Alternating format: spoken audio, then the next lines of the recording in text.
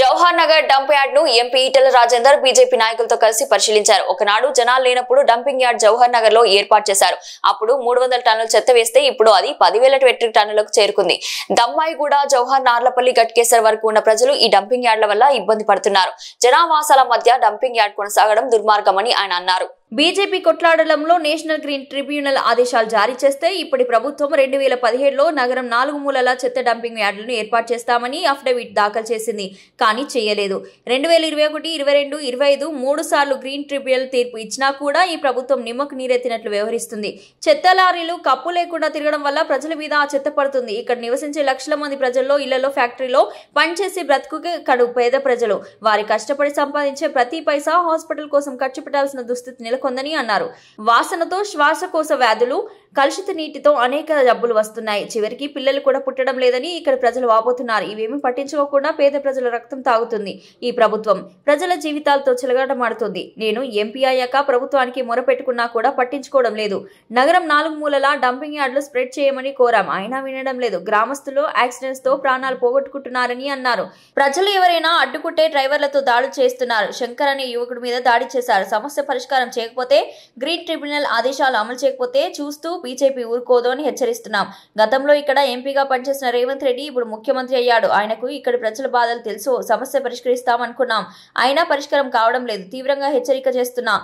ఒకే దగ్గర చెత్త వేయవద్దు. ఇక్కడ ఉన్న గుండ్ల చెరువు నుండి ఎదిలాబాద్ చెరువు వరకు అన్ని చెరువులు కలుషితమయ్యాయి. మూసీ కెమికల్ కంటే ఇది ప్రమాదకరం. భూగర్భ జలాలు కూడా విషపూరితమయ్యాయి. ప్రభుత్వం స్పందించాలని డిమాండ్ చేస్తున్నానని అన్నారు. జవహర్ నగర్ ప్రాంతం వేల ఎకరాలు స్వతంత్రం రాక పూర్వం బ్రిటిష్ వారి యొక్క మిలిటరీ ఆధీనంలో 5,000 పైచిలిక ఎకరాలను ఇక్కడ ఎక్స్ సర్వీస్ మెన్ల డబ్బులతో కొన్న భూమి ఇది. ఆనాడు ఇక్కడ జనావాసం లేదు, జనాలు నివసించే ప్రాంతం కాదు. కానీ ఆనాడు డంపింగ్ యార్డ్ పేరిట మొదలుపెట్టి 50 లారీలు 100 లారీలుగా మొదలుపెట్టి ఇవాళ 10,000 మెట్రిక్ టన్నుల చెత్తని జవహర్ నగర్లో వేస్తూ ఉన్నారు. ఆనాడు జనాలు లేరు, కానీ వాళ్ళు లక్షల మంది నాగారం, దమ్మాయిగూడ, అదేవిధంగా జవహర్ నగర్ చుట్టుపక్కల గ్రామాలతో కలిపితే ఒక 10 లక్షల జనాభా ఉంటుంది ఇక్కడ. 10 లక్షల జనాభా ఉంటుంది ఇక్కడ. కడుబీదరికంలో ఉండే వాళ్ళు వీళ్ళు.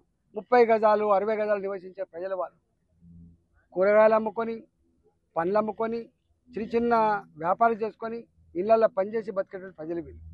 కానీ ఇలాంటి ప్రజలు అనేక సంవత్సరాలుగా వాళ్ళు మొరబెట్టుకున్నారు.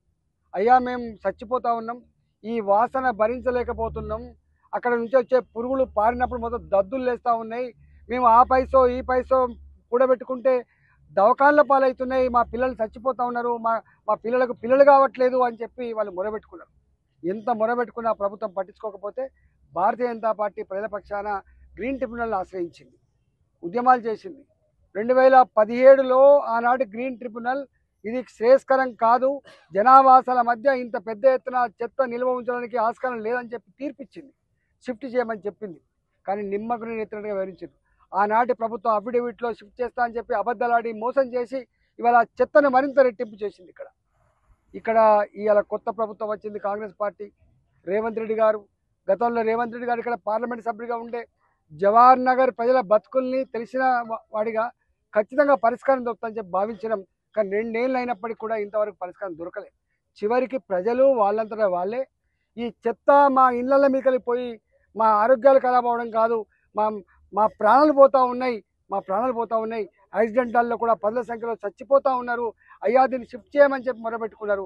నేను పార్లమెంట్ సభ్యుడిగా అయిన తర్వాత నేను దరఖాస్తు పెట్టినా, కానీ కాకపోతే ఇక్కడి ప్రజలే వాళ్ళంతటా వాళ్ళు గ్రీన్ ట్రిబ్యునల్ పోయి ఈ బాంబే ఐఐటితో స్టడీ చేయించి ఇంత దుర్మార్గమైన పద్ధతి ఎక్కడ లేదు ప్రపంచంలో, దీన్ని అర్జెంటుగా స్ప్రెడ్ చేయాలి, దీన్ని అర్జెంటుగా ఆపాలి. ఏ చెత్త అయితే, ఏ నీళ్ళు అయితే ఈ ప్రాంతాన్ని అంతా కూడా విషతుల్యం చేసినాయో వాటిని ట్రీట్ చేయాలని చెప్పి వాళ్ళు స్టడీ రిపోర్ట్ ఇచ్చింది. కానీ ఇంతవరకు ఏం చేయలే. గ్రీన్ ట్రిబ్యునల్ కూడా ఆదేశాలు ఇచ్చింది. ఇలా మేము వచ్చింది ప్రభుత్వానికి గుర్తు చేయడానికి, ప్రభుత్వానికి ఒక హెచ్చరిక చేయడానికి వచ్చినాం. ఒకవేళ కనుక ప్రజల జీవితాలతో చెలగాటమాడి ప్రజల్ని ఇట్లే చంపుతూ ఉంటే చూస్తూ ఊరుకోవడానికి భారతీయ జనతా పార్టీ సిద్ధంగా లేదు.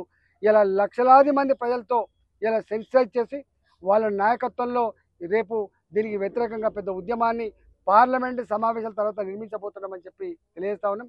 ఇవాళ యాక్సిడెంటల్లో మరణించిన వాళ్ళు కావచ్చు, ఎవరైనా ప్రజలు తిరుగుబాటు చేస్తే అనేకసార్లు కొట్టిన సందర్భాలు కావచ్చు, ఇలాంటి అన్నీ కూడా ఆపకపోతే తీవ్రమైన పరిణామాలు ఉంటాయని చెప్పి యజమానాన్ని కూడా హెచ్చరిస్తూ ఇవాళ మా కార్యకర్తలు కానీ మా నాయకులు కానీ ఈ వారం 10 రోజుల పాటు మొత్తం ఈ చుట్టుపక్కల ఉన్న ప్రజానికాన్ని సెన్సిటైజ్ చేయడంలో నిమగ్నమై పార్లమెంటు సమావేశాల తర్వాత ఒక ఉద్యమ కార్యాచరణ ప్రకటిస్తాం.